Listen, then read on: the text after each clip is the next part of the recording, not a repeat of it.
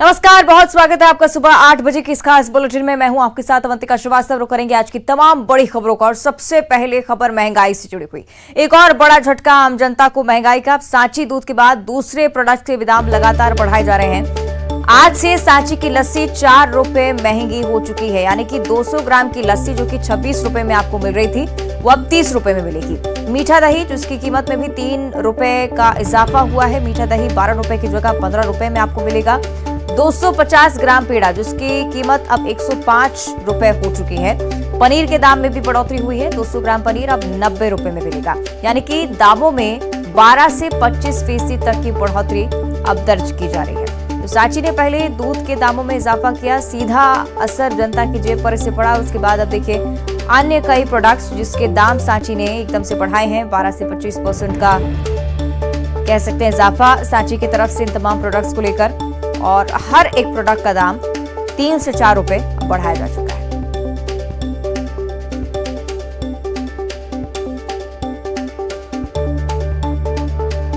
तो नई कीमतें जिसके बारे में आपको लगातार जानकारी दे रहे हैं, टीवी स्क्रीन पर भी आप देख रहे हैं किस तरह से लस्सी, पनीर, पेड़ा, इन तमाम प्रोडक्ट्स के दाम आज से महंगे हुए हैं।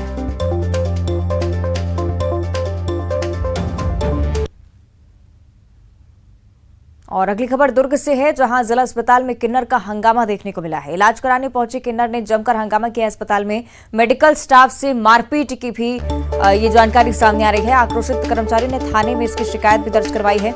आरोपी किन्नर को पुलिस ने फिलहाल हिरासत में लिया है। कोतवाली थाना इलाके की यह पूरी घटना है। दुर्ग से जानकारी जिला अस्पताल की तस्वीरें आपको दिखा रहे हैं, जहां पर किन्नर इलाज कराने पहुंचे और वहां पर जमकर हंगामा उनकी तरफ से हुआ। तो आरोपी किन्नर को कर्मचारी की शिकायत पर हिरासत में लिया है। सहयोगी मिथिलेश हमारे साथ ज्यादा जानकारी के लिए जुड़ रहे हैं। मिथिलेश, क्या रहा पूरा विवाद? देखिए, अवंतिका बताना चाहूंगा कि करीब रात के 11 बजे के आसपास 2 किन्नर थे। एक किन्नर काफी नशे में था और दूसरी की हालत कुछ ठीक नहीं थी, तबीयत खराब थी। वो अस्पताल में लेकर पहुंचा हुआ था। वहां पर उसने किसी न किसी माध्यम से जो है मेडिकल स्टाफ परेशान करना शुरू कर दिया, कभी इलाज के नाम पर और कभी वो उसको रखने के हिसाब से, और न सिर्फ विवाद किया बल्कि उनसे मारपीट भी की। इससे मेडिकल स्टाफ नाराज हो गया। उन्होंने अपना काम छोड़कर वे थाने पहुंच गए और वहां पर उन लोगों ने शिकायत की। शिकायत के बाद में पुलिस ने जो किन्नर जो उत्पात मचा रहा था उसको हिरासत में लिया है और उसके खिलाफ में उचित कार्रवाई की जा रही है। मेडिकल स्टाफ का ये कहना है कि इस तरह की घटनाएं लगातार हो रही है, लेकिन कोई एक्शन नहीं दिए जाने की वजह से उनको परेशान होना पड़ रहा है और अब उनको वो असुरक्षित महसूस कर रहे हैं। इसलिए कड़ी से कड़ी कार्रवाई की जाए ताकि इसकी पुनरावृत्ति दोबारा ना हो सके। ठीक है, शुक्रिया आपको मिथिलेश इस जानकारी के लिए।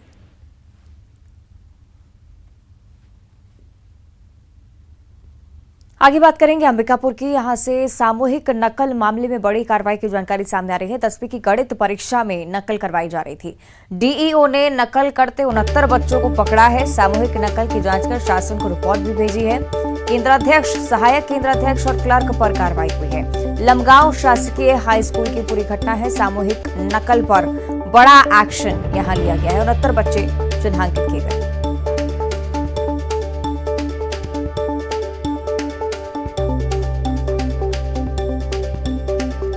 69 बच्चों को डीईओ ने पकड़ा है। सामूहिक नकल की जांच कर शासन को भी रिपोर्ट भेजी गई है। सख्त एक्शन केंद्राध्यक्ष और सहायक केंद्राध्यक्ष और क्लर्क पर भी लिया जा सकता है।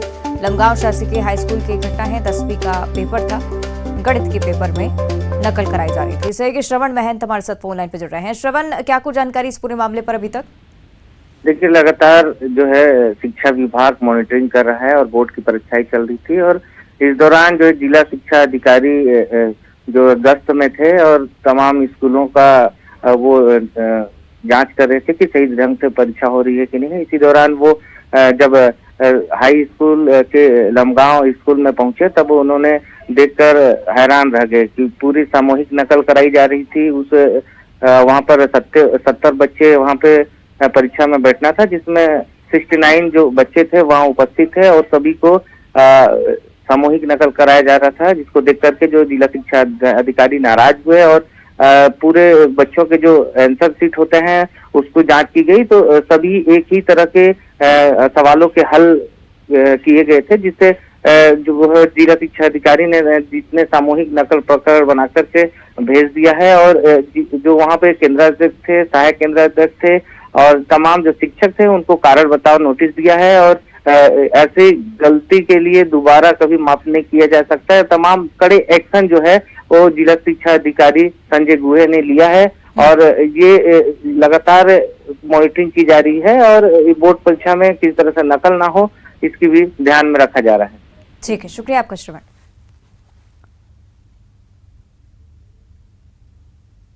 आगे बढ़ते हैं और अगली खबर रायपुर से है, जहां शहर के अवंती विहार इलाके में आज जल संकट का सामना लोगों को करना पड़ सकता है। अवंती विहार से जुड़े वार्डों में जल संकट का सामना आज लोग करेंगे। अवंती विहार इलाके की टंकी का वाल्व खराब हो चुका है। टंकी में लीकेज की वजह से 32 लाख लीटर पानी पहले से ही बर्बाद हो चुका है। कल शाम से ही जल संकट की स्थिति यहां पर बनी हुई है। आज भी इसी तरह की स्थिति, हालांकि वैकल्पिक व्यवस्था का दावा निगम की तरफ से किया जा रहा है। रायपुर के अवंती विहार कॉलोनी और साथ ही साथ आसपास के लगे इलाकों में लोगों को पानी की समस्या से आज जूझना पड़ेगा।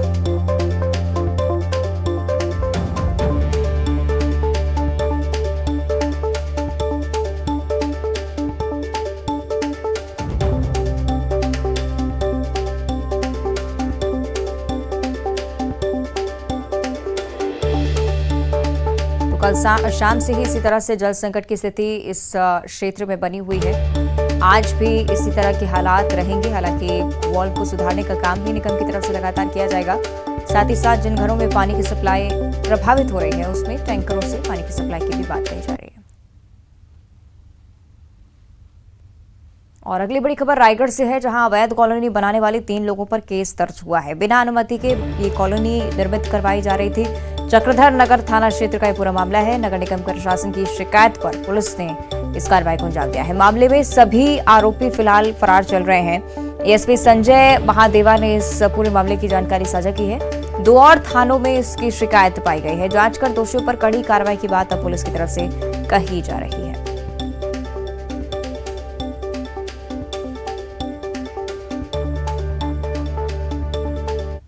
निगम कार्यालय से यहाँ पर कुछ लोगों के खिलाफ अवैध प्लाटिंग करने संबंधित शिकायतें जांच करके प्रतिवेदन के साथ हमको प्रेषित किया गया है और उस पर से थाना चक्रधर नगर में अभी तक 3 FIR दर्ज किए जा चुके हैं, जिसमें जितेंद्र अजय है, एक दया सागर है और एक विजय करके है। इन लोग आरोपी पक्ष हैं और इसके अलावा 2 प्रतिवेदन और प्राप्त हुए हैं। एक जूट मिल थाना को हुए हैं और एक कोतवाली थाना को। उसमें भी अभी प्राथमिकी दर्ज की जाएगी, तत्पश्चात विवेचना की जाएगी उसकी और आरोप सिद्ध पाए जाने पर उनके खिलाफ माननीय न्यायालय में चालान भी पेश किया जाएगा। इधर नरसिंहपुर की बात करेंगे, जहां 2 भाइयों के कुएं से निकालने का वीडियो लगातार वायरल हो रहा है। बताया जा रहा है कि ठेमी थाना क्षेत्र के बेलखेड़ा गांव में विवाद के चलते कुछ लोगों ने 2 भाइयों को कुएं में धक्का दे दिया था। इन्हें बाहर निकालने के लिए तमाम कोशिशें की गई, बात नहीं बनी और इसके बाद पुलिस को सूचना दी गई। तो डायल 100 की टीम आधे घंटे का रेस्क्यू ऑपरेशन चलाकर दोनों भाइयों को सकुशल निकालने में सफल रही।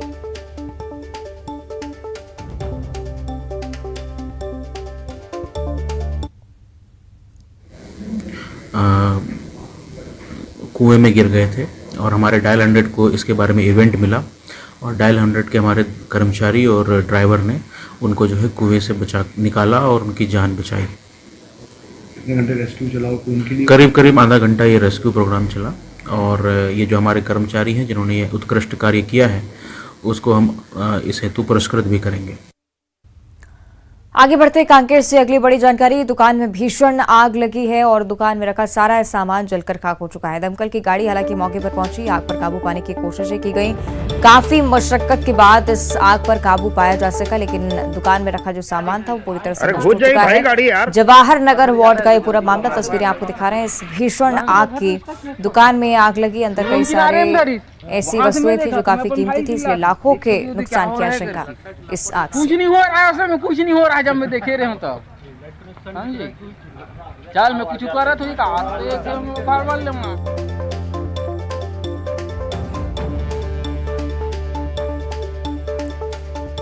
तो दमकल की टीम मौके पर पहुंची थी। उसके बाद लगातार कड़ी मशक्कत के साथ यहां पर आग पर काबू पाने की कोशिशें की गई।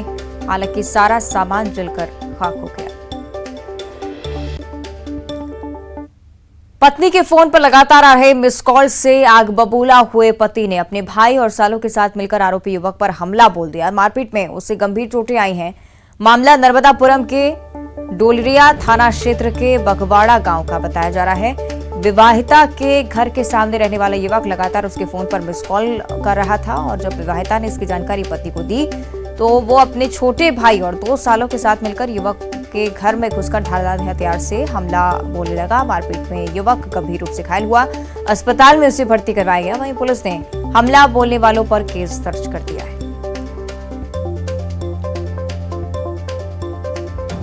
आरोपी की जो पत्नी है उसके मोबाइल पर ये लोग मिस कॉल वगैरह मारते थे, जिस कारण ये विवाद था कि ये उसको फ़ोन लगा के परेशान कर रहे थे, जिस पर से ये विवाद बढ़ा और वहाँ मौके पर पहुंचने से पहले दोनों पक्ष। जबलपुर में पेंशन के पैसे को लेकर चाचा भतीजे के बीच विवाद हो गया। देखते देखते विवाद इतना बढ़ गया कि चाचा ने भतीजे की लकड़ी के पटिया से पीट कर हत्या कर दी। मां की पेंशन के पैसे पोते को दे देने पर राजू और आपू यानी कि चाचा भतीजे में आए दिन विवाद होता रहता था। बताया जा रहा है कि राजू और आपू दोनों शराब पीने के भी आदी थे। दोनों शराब के नशे में पैसे को लेकर झगड़ा करने लगे। इसके बाद चाचा ने भतीजे की पीट कर हत्या कर दी। परिवार वालों ने पुलिस में इसकी शिकायत की है, जिसके बाद आरोपी चाचा को गिरफ्तार कर लिया गया है।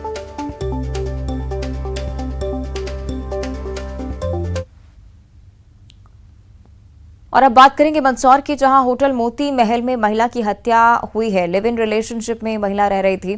प्रेमी ने महिला की हत्या की है। आरोपी प्रेमी भी गिरफ्तार हो चुका है। तफ्तीश में लगातार अब पुलिस जुटी हुई है। क्या कुछ पूरा मामला रहा, इसे लेकर अब लगातार पुलिस जांच कर रही है।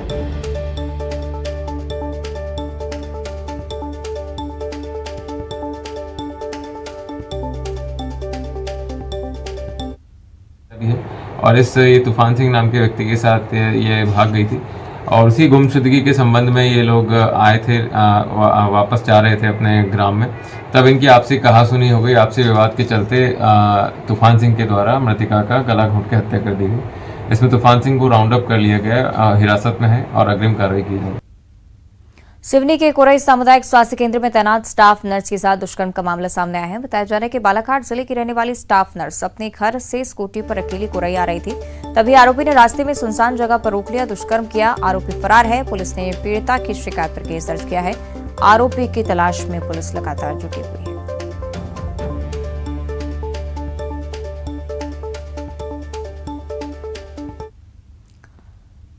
और अब चर्चा करेंगे बलरामपुर की, जहां रामानुजगंज इलाके में एक बाघ नजर आया है। बाघ की मौजूदगी से लोगों में दहशत का माहौल है।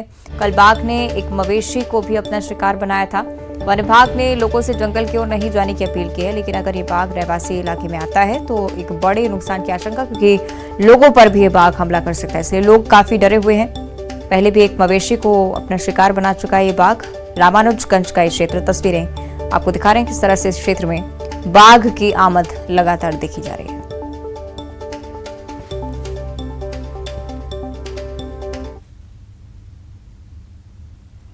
ग्वालियर में 12वीं क्लास में पढ़ने वाली एक छात्रा ने सीएम शिवराज सिंह चौहान से गुहार लगाई है, मामा मुझे मेरी साइकिल दिला दो, 18 मार्च को मैं पेपर देने कैसे जाऊंगी। दरअसल 12वीं की छात्रा निशा 4 मार्च को जब पेपर देने गई तो परीक्षा केंद्र से उसकी साइकिल कोई चुरा ले गया। साइकिल चोरी होने से दुखी छात्रा अपनी मां के साथ पुलिस में शिकायत दर्ज करवाने गई, लेकिन पुलिस ने कहा कि छोटी मोटी चीजों की चोरी हम इसे लेकर रिपोर्ट दर्ज नहीं करेंगे। मजबूरन छात्रा ने डीओ से गुहार लगाई कि साहब मुझे साइकिल दिलवा दीजिए। मजदूर की बेटी निशा ने अपने भाई बहनों के साथ 2 साल तक पाई जोड़कर 4,000 रुपए जमा किए थे और उन रुपयों से उम्मीदों के साथ साइकिल खरीदी। और आज निशा की आंखों में आंसू हैं। सभी जगह से निराश होने के बाद सीएम से मदद की गुहार लगाई है। मेरा सेंटर गजराजा स्कूल में पढ़ा था और मैं 12th के पेपर देने के लिए जाती हूँ और वहाँ पे मैं पहला पेपर देने हिंदी का गई साइकिल लेके। उस दिन तो पेपर अच्छा गया, फिर मैं दूसरा पेपर देने गई 4 तारीख को, तो मेरी उस दिन साइकिल चोरी हो गई। उस दिन से मेरा पढ़ाई में ना मन लग रहा है ना कुछ, दिमाग खराब हो रहा है रो रो के। और मैंने 100 रुपए जोड़ के कैसे करके मुश्किल से साइकिल खरीदी थी और चोरी होने के बाद तो एकदम सदमा सा लग गया कि कैसे क्या होगा।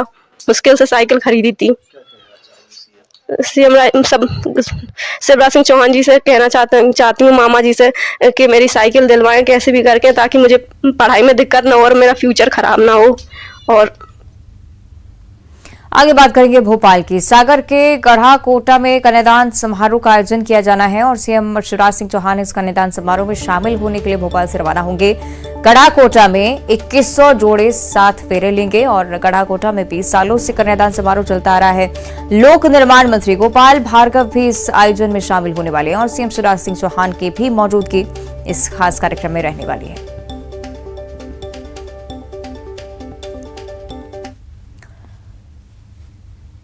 वहीं इंदौर के बजरभट्टू सम्मेलन को लेकर इस बार संदेह बना हुआ है। दरअसल सम्मेलन में शामिल होने वाले कैलाश विजयवर्गीय के इस बार के किरदार को लेकर सस्पेंस है और आयोजनकर्ताओं ने इस बार कैलाश विजयवर्गीय का स्वरूप बताने वाले को 3 लाख रुपए इनाम देने की भी घोषणा कर दी है।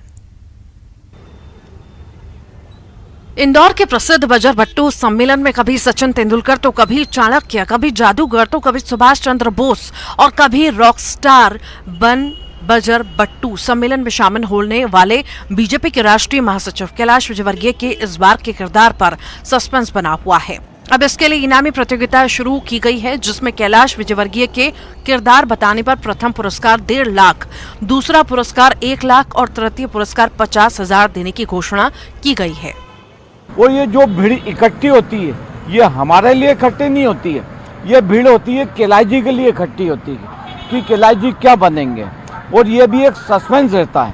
और कैलाश जी क्या बनेंगे उस पर भी हम इनाम रखते हैं। फर्स्ट इनाम रहता है 1.5 लाख रुपए, द्वितीय इनाम रहता है 1 लाख रुपए और तृतीय इनाम रहता है 50,000 रुपए। कद्दावर नेता और हमारे भारतीय जनता पार्टी के राष्ट्रीय महासचिव श्री कैलाश जी विजयवर्गीय जो विशेष और अनोखे रूप में रहते हैं, वो शोभा यात्रा मार्ग जो रहता है पूरा यहाँ से वहाँ तक, उसके अंदर जो हमारे जो नासिक की जो ढोल पार्टी है वो कलाकार रहेंगे, इसमें फाग उत्सव के जो कलाकार रहेंगे वो रहेंगे, अपनी जो राजस्थानी जो टोलियाँ है वो रहेगी और जो झाबुआ के आदिवासी भाई कलाकार है उनके लोक नृत्य आदि चलते रहेंगे। खुद कैलाश विजयवर्गीय को भी इस बार उनके किरदार को लेकर जानकारी नहीं है और आयोजन शुरू होने से महज 1 घंटे पहले उन्हें बताया जाता है कि आज उनको किस वेशभूषा में निकलना है।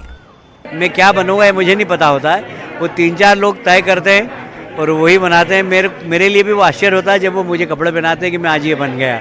तो उसकी विशेषता यही है बजरभट्टू की, किसी को पता ही नहीं रहता है कि क्या बनने वाले हैं। बजरभट्टू सम्मेलन में इस बार जूनियर अमिताभ बच्चन भी नजर आएंगे। साथ ही इंदौर के टोरी कॉर्नर पर एक कवि सम्मेलन का आयोजन भी किया जाएगा, जिसमें राष्ट्रीय कवि पंडित सत्यनारायण सत्तन समेत देश भर के जाने माने कवि भी शामिल होंगे। बजरभट्टू सम्मेलन में कैलाश विजयवर्गीय के साथ ही जीतू जराती, मेयर पुष्यमित्र भार्गव भी विशेष वेशभूषा में शामिल होंगे और सराहनीय योगदान देने वाले को मां बजरभट्टू सम्मान से भी नवाजा जाएगा। इस मौके पर करीब 1 किलोमीटर भी शोभा यात्रा निकाली जाएगी, जिसमें रथों के अलावा घोड़ी, बग्गी और बैंड बाजे शामिल रहेंगे। इंदौर से न्यूज़ 18 के लिए अरुण त्रिवेदी की रिपोर्ट। और उधर खरगोन जिले के बड़वा में सीआईएसएफ का स्थापना दिवस मनाया गया, जिसमें सीआईएसएफ जवानों ने परेड की और इसके साथ ही हैरान कर देने वाले करतब भी दिखाए हैं। सीआईएसएफ की स्थापना के 54 वर्ष पूरे होने पर भव्य समारोह के मुख्य अतिथि कलेक्टर शिवराज सिंह वर्मा रहे और इस दौरान जवानों ने खूब करतब दिखाए, जिसे देखकर वहां मौजूद सैकड़ों लोग मंत्रमुग्ध हो गए।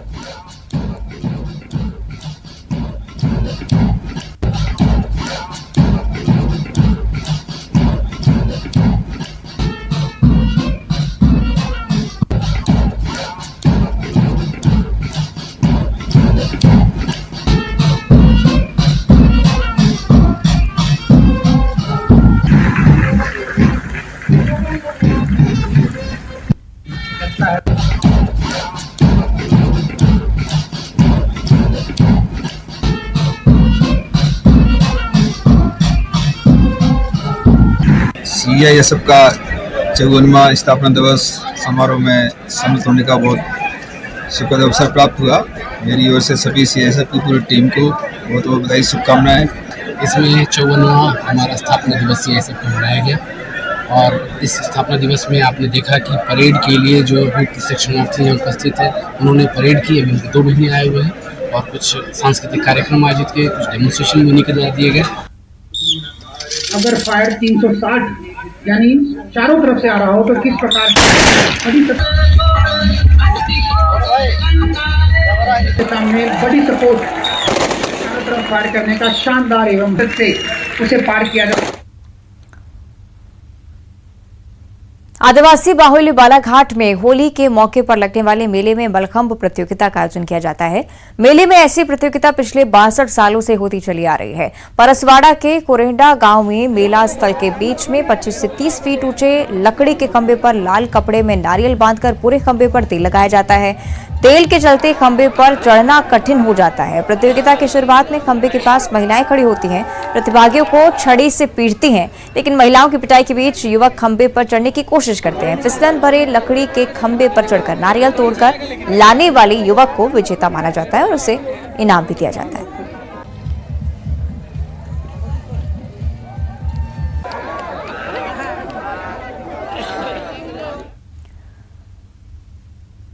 और इसी के साथ बुलेटिन में इतना ही। देखते रहिए न्यूज़ सिटी।